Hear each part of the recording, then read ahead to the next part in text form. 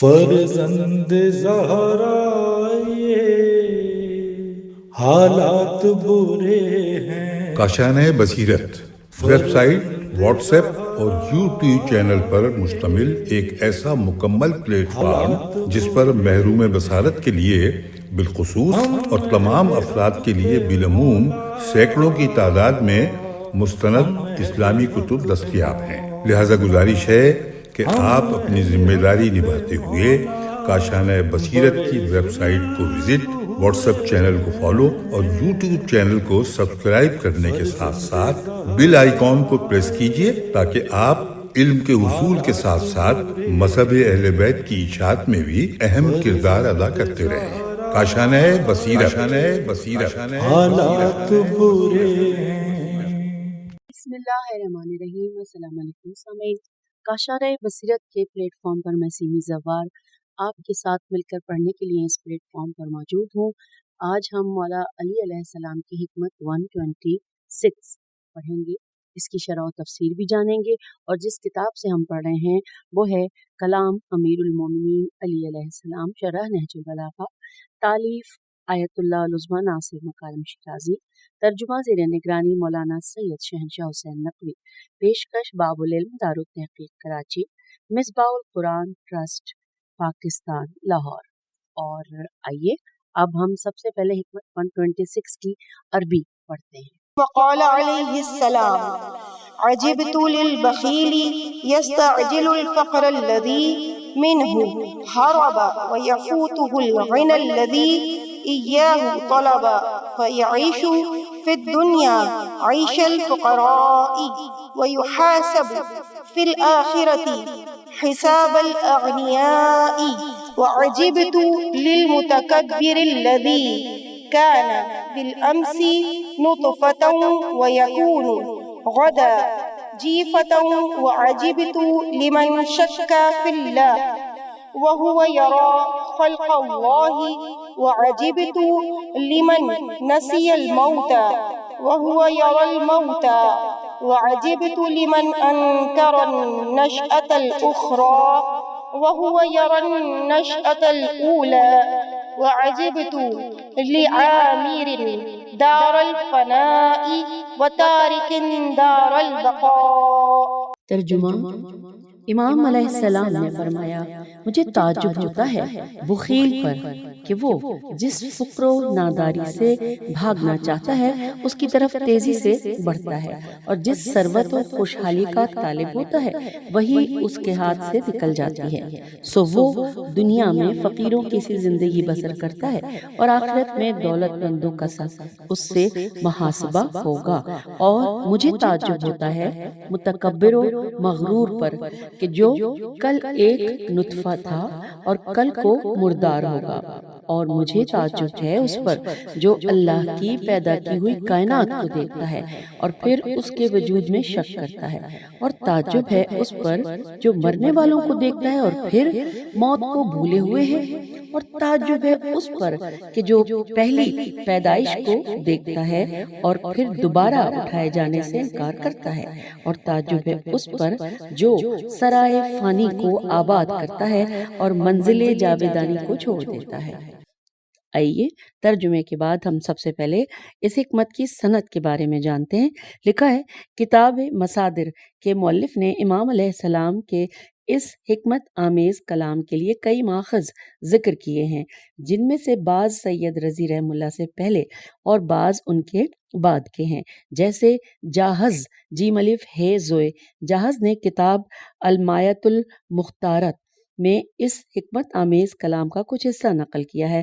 زمخشری نے ربیع الابرار میں وطوات واو توئے واو الف توئے وطوات نے الغرور الارر الف لام غین رے رے واو الغرر والارر یوں ہے الغرر والارر، اور واو الف لام عین رے رے والارر میں، اور آمدی نے کتاب غرر الحکم میں نقل کیا ہے۔ حوالہ نوٹ کیجئے مصادر نہج البلاغہ جلد 4 صفحہ 113۔ اور اب آئیے اس کی شرح و تفسیر جانتے ہیں۔ ہیڈنگ ہے مجھے ان 6 گروہوں پر تعجب ہے۔ آئیے تفصیلات جانتے ہیں۔ لکھا ہے امام علیہ السلام اپنے اس حکیمانہ کلام میں 6 ایسی بری خصلتوں کی طرف اشارہ فرماتے ہیں جو انسان کی اکثر بدبختیوں کا منبع ہیں۔ اگر کسی نے ان سے دوری اختیار نہ کی تو اس نے اپنی دنیا و آخرت کو برباد کیا۔ پہلے آپ علیہ السلام بخل اور اس کے نحوست بھرے آثار سے متعلق فرماتے ہیں کہ مجھے تعجب ہوتا ہے کہ بخیل پر کہ وہ جس فقر و ناداری سے بھاگنا چاہتا ہے اسی کی طرف تیزی سے بڑھتا ہے، اور جس ثروت و خوشحالی کا وہ طالب ہوتا ہے وہی اس کے ہاتھ سے نکل جاتی ہے۔ سو وہ دنیا میں فقیروں کی سی زندگی بسر کرتا ہے اور آخرت میں دولت مندوں کا سا اس سے محاسبہ ہوگا۔ پھر لکھا ہے کہ امام علیہ السلام نے یہاں کتنی خوبصورت اور دل نشین تعبیر سے کام لیا ہے۔ فرماتے ہیں کہ بخیل صرف دوسروں کے لیے بخیل نہیں ہوتا بلکہ اکثر دیکھنے کو ملتا ہے کہ وہ اپنی ہی ذات کی نسبت میں بھی بخیل ہوتا ہے۔ وہ مال و دولت کا مالک ہوتے ہوئے بھی اپنے لیے ایک فقیرانہ اور دشوار زندگی اپناتا ہے، اور جیسا کہ امام علیہ السلام نے فرمایا کہ آئندہ کی محتاجی سے بچنے کے لیے آج کی محتاجی کا سامان کرتا ہے۔ یہ لوگ زیادہ تر آئندہ کے مال و دولت کے پیچھے ہوتے ہیں اور آج کی دولت و بے نیازی کو ہاتھ سے کھو دیتے ہیں، کیونکہ وہ اپنی دولت سے فائدہ نہیں اٹھاتے۔ جیسا کہ اردو محاورے میں کہا گیا ہے کہ اشرفیاں لٹیں اور کوئلوں پر مہر۔ پھر دوسری طرف قیامت کے دن یہ لوگ دولت مندوں کی صف میں کھڑے ہوں گے اور وہاں اپنے مال و دولت کا انہیں حساب دینا ہوگا، جبکہ دنیا میں زندگی کی روش کے حوالے سے یہ فقیروں کی صف میں ہوتے تھے۔ یعنی ان لوگوں کو امیروں کے مسائل اور مشکلات کا تو سامنا کرنا پڑتا ہے، لیکن ان کی جیسی نعمات اور لطف اندوزیوں سے وہ محروم ہیں۔ کیا ایسے لوگوں کی زندگی تعجب انگیز نہیں ہے؟ کیا اس قسم کے لوگ عاقلوں کی صف میں شمار کیے جا سکتے ہیں؟ ان کی زندگی پر صرف امام علیہ السلام ہی جو کہ عقل کل ہیں تعجب نہیں فرماتے، بلکہ ہر عاقل انسان کو تعجب ہوتا ہے۔ آئیے سامعین اگلے پیراگراف میں پڑھتے ہیں۔ لکھا ہے ممکن ہے کہ کوئی یہ کہے کہ یہ ان بخیلوں کے بارے میں ہے کہ جو اپنے حق میں بھی بخل کرتے ہیں، لیکن جن بخیلوں کا بخل اور کنجوسی دوسروں کے لیے ہے اور خود پرلطف زندگی گزارتے ہیں وہ اس کلام میں شامل نہیں ہیں۔ لیکن تجربے سے یہ بات ثابت ہو چکی ہے کہ اکثر بخیل اپنے آپ سے بھی بخل کرتے ہیں۔ بخل ایسی بدترین صفت ہے کہ جس کے بارے میں قرآنی آیات اور اسلامی روایتوں میں بہت مذمت کی گئی ہے۔ رسول اکرم صلی اللہ علیہ وآلہ وسلم کی ایک حدیث میں آیا ہے کہ بخیل اللہ اور لوگوں سے دور اور جہنم کی آگ سے نزدیک ہوتا ہے۔ حوالہ نوٹ کیجئے کتاب بہار الانوار جلد 70 صفحہ 308 اور حصہ 37۔ کتاب فقہ الرضا میں منقول ہے کہ بخل سے بچے رہنا، کیونکہ یہ ایک ایسی آفت ہے جو نہ آزاد لوگوں میں ہوتی ہے اور نہ ایمان والوں میں، اس لیے کہ یہ ایمان کے خلاف ہے۔ پھر لکھا ہے پیراگراف انورٹڈ کاما میں کہ بخیل شخص جود و سخا اور خدا کی عطا و بخشش پر پختہ ایمان نہیں رکھتا۔ یہاں پہ یہ انورٹڈ کاما بریکٹ ہے وہ کلوز ہو گیا۔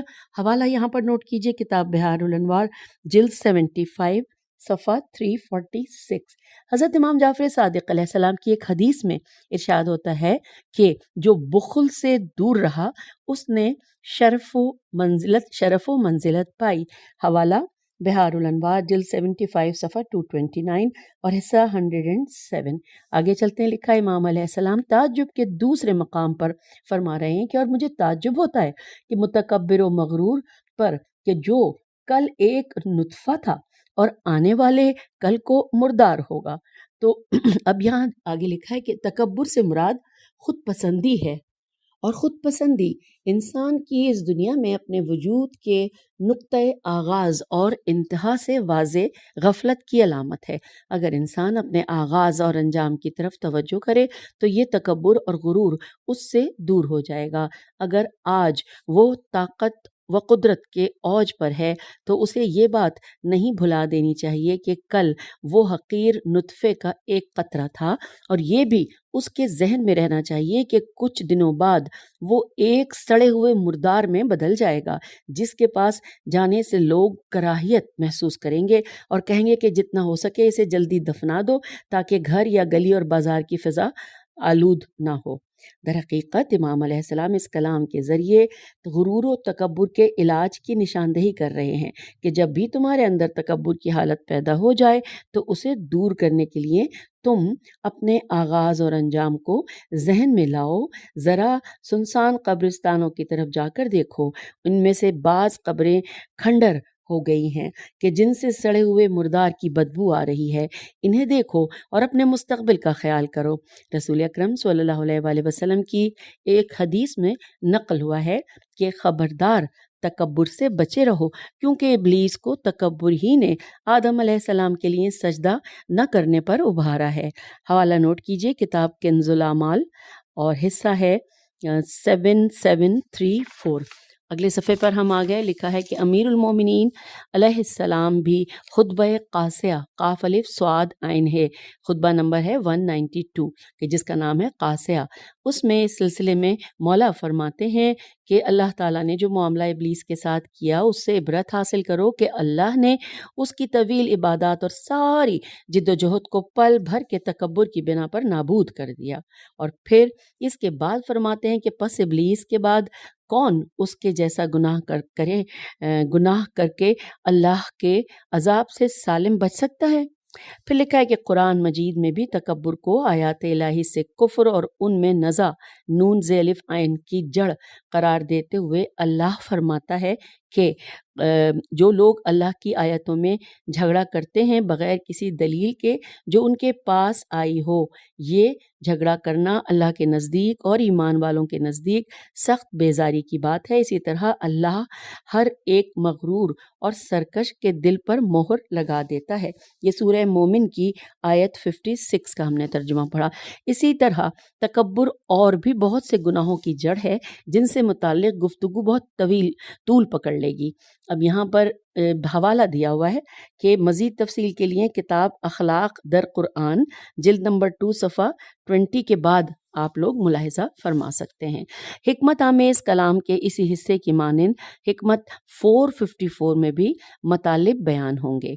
اس کے بعد امام علیہ السلام اس تیسرے گروہ کے متعلق فرماتے ہیں کہ جس پر آپ علیہ السلام کو بہت تعجب ہے، اور فرما رہے ہیں کہ اور مجھے تعجب ہے اس پر کہ جو اللہ کی پیدا کی ہوئی کائنات کو دیکھتا ہے اور ہر چھوٹی بڑی اور سادہ و پیچیدہ مخلوق سے اللہ کی معرفت حاصل کر سکتا ہے، مگر پھر بھی وہ اس کے وجود میں شک کرتا ہے۔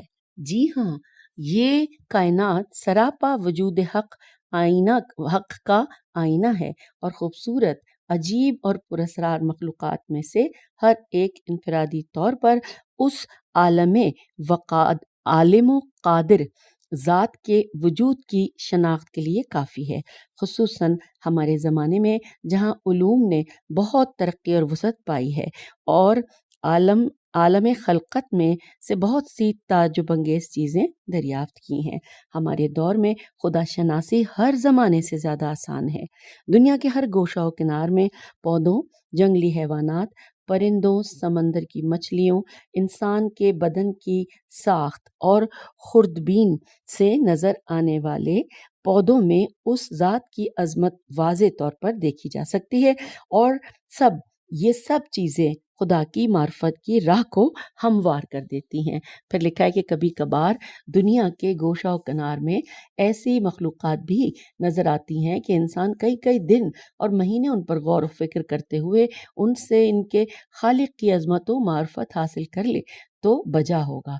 مناسب ہے کہ یہاں ان مخلوقات میں سے بعض کی مثال دنیا کے معروف دوائر معارف یعنی انسائکلوپیڈیا میں سے ذکر کر دی جائیں۔ لکھا ہے اس میں کہ فرہنگ نامہ نامی ایک دائرہ المعارف میں آیا ہے کہ گل فروشوں کے پاس کوئی بھی پھول خوبصورتی میں گل ثعلب سے عین لام بے ثعلب کا مقابلہ نہیں کر سکتا، اور بہت کم پھول ایسے ہوں گے جو توڑنے کے بعد اس پھول کی طرح زیادہ دیر تک تازہ رہیں۔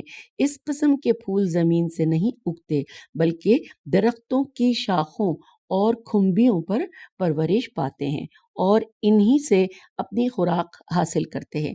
دلچسپ بات یہ ہے کہ گل ثعلب یا ثعلبی کے بیج کے دانے اس قدر باریک ہوتے ہیں کہ فقط خوردبین کے ذریعے ہی دیکھے جا سکتے ہیں۔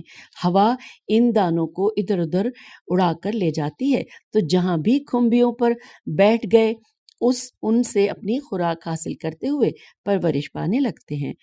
پھر لکھا ہے گل فروش حضرات ان کو گرم کمروں میں مخصوص قسم کی مددگار کھمبیوں پر رکھ کر ان کی پرورش کرتے ہیں۔ سب سے تعجب خیز بات یہ ہے کہ اس پھول کے بیج کو ثمر بخش ہونے میں 8 سال کا عرصہ لگتا ہے۔ حوالہ نوٹ کیجئے فرہنگ نامہ حرف سے کے ذیل میں۔ اسی کتاب میں مذکور ہے کہ امریکہ میں ایک ایسا پودا ہے جو میکسیکو اور جنوبی امریکہ کی ریاستوں میں پایا جاتا ہے۔ اس کے پتے بہت موٹے ہوتے ہیں۔ اچھا، یہاں پر اس کا نام لکھا ہوا ہے AGAVE اگیو، اس کو اور ہو سکتا ہے کچھ اور پروناؤنس کرتے ہوں، اور فرہنگ نامہ حرف سے کے ذیل میں۔ اور پھر یہ اس کے بارے میں لکھا ہے کہ یہ ایک قسم کی جھاڑی ہے کہ جو جنگلے کے طور پر اگائی جاتی ہے، تو اس کے پتے بہت موٹے ہوتے ہیں۔ کچھ لوگ اسے 100 سالہ پودا کہتے ہیں۔ جب یہ پودا گلدان میں سجانے کے لیے تیار ہوتا ہے تو اسی کی ایک لمبی شاخ جس کی موٹائی 30 سینٹی میٹر اور اونچائی 6 میٹر ہوتی ہے نکال لی جاتی ہے، اور گلدان وغیرہ میں لگانے کے بعد اس پر سینکڑوں پھوٹ نکلتے ہیں۔ پھر پھول مرجھانے کے بعد اس کا پودا سوکھ جاتا ہے اور یہ اپنی عمر میں صرف ایک ہی دفعہ پھول دیتا ہے۔ میکسیکو کی سڑکوں پر اس پودے کو پھول دینے میں 10 سال کا عرصہ لگ جاتا ہے، لیکن گرم خانوں میں ممکن ہے کہ کبھی کبھی 100 سال کا عرصہ بھی لگ جائے۔ اس قدر لمبی عمر اس لیے ہوتی ہے کہ اس عرصے میں یہ پودا بہت ساری خوراک اپنے اندر جذب کر لیتا ہے تاکہ اس کا تنا اور سارے پھول تیار ہو جائیں۔ حوالہ کتاب فرہنگ نامہ حرف الف کے ذیل میں پڑھنا ہوگا ہم نے۔ چلتے ہیں آگے۔ لکھا ہے کہ اسی کتاب میں اور ایک دوسرے دائرۃ المعارف میں بیان ہوا ہے کہ اس روئے زمین پر ایسے عظیم درخت بھی پائے جاتے ہیں جن میں سے بعض کی اونچائی 50 میٹر اور موٹائی 12 میٹر تک پہنچ جاتی ہے۔ اگر ان کی لکڑیوں سے لکڑیوں کے گھر بنانا چاہیں تو ایک گاؤں کے لیے گھر تیار کیے جا سکتے ہیں۔ آئیے آگے چلتے ہیں۔ لکھا ہے اس بات کو نہ بھولیں کہ یہ عظیم درخت کسی دن ایک چھوٹے سے بیج کی شکل میں تھا، لیکن دست قدرت نے اس کے اندر اتنی ساری قوت ذخیرہ کی جس کی بنا پر یہ اس قدر تنومند اور قداور ہوا۔ مختصر یہ کہ ہمارے ارد گرد اور پوری دنیا میں پروردگار عالم کی قدرت و عظمت کے آثار نمایاں ہیں۔ چشم بینا اور گوش شنوا کی ضرورت ہے تاکہ توحید کے آثار کا نظارہ کریں اور ان کی تسبیح کو سن لیں۔ اس کے بعد امام علیہ السلام چوتھے جملے میں فرماتے ہیں کہ اور مجھے تعجب ہے اس پر کہ جو مرنے والوں کو دیکھتا ہے اور پھر موت کو بھولے ہوئے ہے۔ اس حوالے سے لکھا ہے کہ موت یعنی دنیا میں ہر چیز کا خاتمہ اور تمام مال و منصب اور دنیاوی تعلقات سے دوری اور جدائی، اور سب سے بڑھ کر انسان کے اعمال نامے کا بند ہو جانا ہے، وہ بھی اس طرح کہ اپنے نیک یا برے کاموں میں سے کسی میں اضافہ نہیں کر سکتا۔ مختصر الفاظ میں موت انسانی زندگی کا سب سے بڑا حادثہ ہے، مگر تعجب اس بات پر ہے کہ بہت سے لوگوں نے اس حادثے کو طاق نسیاں کی زینت بنا دیا ہے، حالانکہ وہ اپنے بہت سے عزیزوں، رشتہ داروں اور دوستوں اور اہل محلہ کو دیکھتے ہیں کہ وہ شہر خاموشاں کی طرف روانہ ہو رہے ہیں۔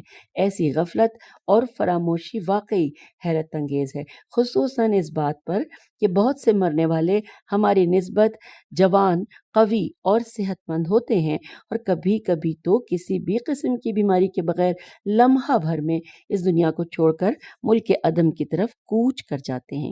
اسی لیے پیغمبر اکرم صلی اللہ علیہ وآلہ وسلم کی ایک حدیث میں آیا ہے، اے لوگو تم میں سے ہوشیار ترین شخص وہ ہے کہ جو سب سے زیادہ موت کو یاد کرتا ہے۔ سامعین، حوالہ نوٹ کیجیے کتاب بہار الانوار جلد 74 صفحہ 176۔ پھر لکھا ہے کہ ایک اور حدیث میں حضرت امام جعفر صادق علیہ السلام سے نقل ہوا ہے کہ خداوند عالم نے کسی بھی چیز کو موت کی طرح نہیں بنایا جس میں ذرہ برابر بھی شک نہیں، مگر اس کے باوجود اس میں اتنا شک کیا جاتا ہے کہ یقین ہی نہیں رہتا۔ حوالہ نوٹ کیجئے، یہ کتاب ہے من لا یحذر الفقی، جلد نمبر 1 صفحہ 194 میں آپ کو یہ ملے گا، اس کا حوالہ ہے۔ پھر لکھا ہے کہ یہ حدیث امیر المومنین علیہ السلام سے بھی کچھ فرق کے ساتھ نقل ہوئی ہے۔ اب یہاں پہ حوالہ ہے اس بات کا مفتاح السعادت اور جلد نمبر 5 صفحہ 28۔ پھر لکھا ہے کہ اس کے بعد امام علیہ السلام اپنے 5ویں حکیمانہ جملے میں فرماتے ہیں، اور مجھے تعجب ہے اس پر کہ جو پہلی پیدائش کو دیکھتا ہے اور پھر دوبارہ اٹھائے جانے سے انکار کرتا ہے۔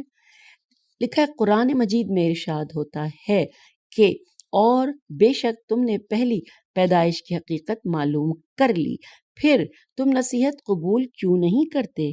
یہ سورہ واقعہ کی آیت 62 کا ہم نے ترجمہ پڑھا۔ اس دنیا میں معاد اور زندگی بعد از موت کے مناظر ہمیشہ دیکھنے کو ملتے ہیں۔ درخت جاڑے کے موسم میں مر جاتے ہیں یا موت کی جیسی حالت ان پر طاری ہو جاتی ہے، مگر جب باد بہاری چلتی ہے اور بہار کی حیات بخش بارش کے قطرے ان پر پڑتے ہیں تو انہیں نئی زندگی ملتی ہے اور آثار حیات ہر طرف نمایاں ہونے لگتے ہیں۔ 6 ماہ بعد موسم خزاں جو کہ زندگی کے خزاں کے مشابہ ہے پہنچ جاتا ہے اور دوبارہ موت کا دورہ شروع ہو جاتا ہے اور اس کے بعد پھر زندگی لوٹ آتی ہے۔ یہ سلسلہ ہم نے اپنی زندگی میں ہی بار بار دیکھا ہے۔ یوں موت کے بعد زندگی پانے کے عمل کو ہم اسی دنیا میں آزما چکے ہیں، تو اس کے باوجود ہم بیدار کیوں نہیں ہوتے؟ پھر لکھا ہے کہ جنین کی دنیا میں زندگی کی تبدیلیاں واضح طور پر یکے بعد دیگرے وجود میں آتی ہیں جو حیات بعد الموت سے مماثلت رکھتی ہیں۔ پھر جس خدا نے ابتدا میں کائنات کو خلق فرمایا ہے اس کے لیے موت کے بعد دوبارہ زندگی دینا کتنا مشکل ہوگا۔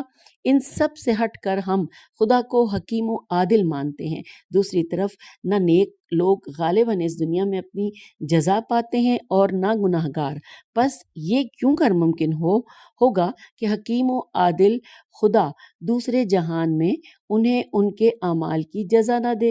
حوالہ یہاں پر آپ نوٹ کیجئے، قرآن کی روشنی میں قیامت سے متعلق 6 دلائل کو جاننے کے لیے ہماری کتاب پیام قرآن کی جلد نمبر 5 میں معاد کی بحث کی طرف رجوع کریں۔ یہ ہم نے حوالہ پڑھ لیا۔ پھر لکھا 6 اور آخری حکیمانہ جملے میں امام علیہ السلام فرماتے ہیں کہ اور تعجب ہے اس پر کہ جو سرائے فانی کو آباد کرتا ہے اور منزل آخرت کو چھوڑ دیتا ہے۔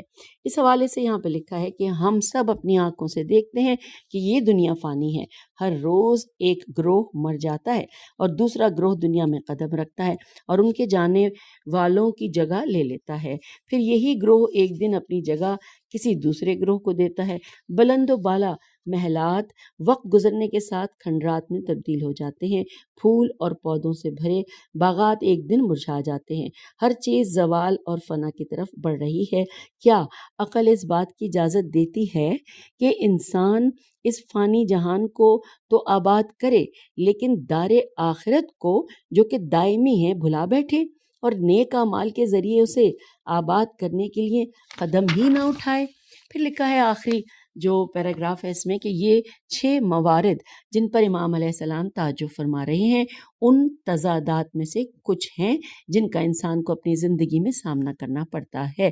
کبھی تو ایک انسان کی زندگی ہی انہی تناقضات یہی ہے تے نون الف قاف زواد الف تے تناقضات اور تضادات کے مجموعے سے تشکیل پاتی ہے، اور اس کا اصل سبب خواہشات نفس کی پیروی اور حکم عقل سے روگردانی ہے۔ قرآن میں دنیا اور آخرت سے متعلق بہت سی جامع تعبیرات موجود بیان ہوئی ہیں کہ جیسے کہ سورہ عنکبوت کی آیت 64 میں ارشاد ہوتا ہے، ترجمہ، اور یہ دنیا زندگی تو اور یہ دنیاوی زندگی تو محض کھیل تماشا ہے اور حقیقی زندگی تو آخرت والی ہے۔ کاش لوگوں کو اس حقیقت کا علم ہوتا۔ یہ ہم نے پڑھا جو کہ سورہ عنکبوت کی آیت 64 کا ترجمہ تھا۔